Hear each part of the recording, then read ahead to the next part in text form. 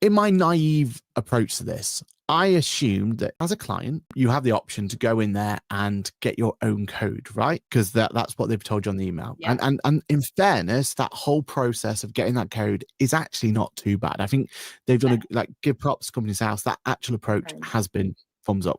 We're liking that. Yeah. There's certain criteria you've got to set, so it won't be right for everyone.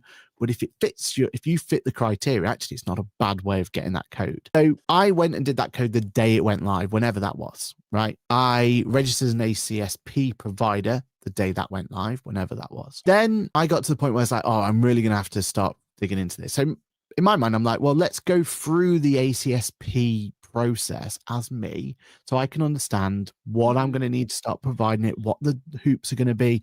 Let's just get myself through there and do it. And my naivety is that if I have already got that code and then as an ACSP provider, I go and ask for that code, I'm going to be presented the same code or maybe get told, oh, no, sorry, we've already given you that code. You're not allowed it. Something along those lines. So I jumped through the hoops. I had to register. I did it properly. I made sure that I re-AML'd myself to the new criteria. So I did the NFC chip and went through all that. I struggled to find a way to get back into my ACSP account, but that's a story for another day of this email issue that apparently Amy loves, but for the rest of us mere mortals, we're struggling with, right? But it was a pain to get finally to the point where I can go, yo, Company's House, can I have Aaron Patrick's digital ID number?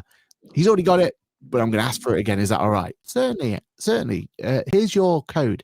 Here's a brand new code. So as me, Aaron Patrick, I own one code when I did it myself through the Company's House method way back when. And as an ACSP provider, I have now applied for Aaron Patrick's code and I've got a different one. What happens now is the first code now not usable. Yeah. Do I use both of them and just interchange when I feel like it? Or I don't really want to be associated with that company anymore, so I'll use my other code for that one. Yeah. How are we in a position where suddenly we're getting these multiple codes?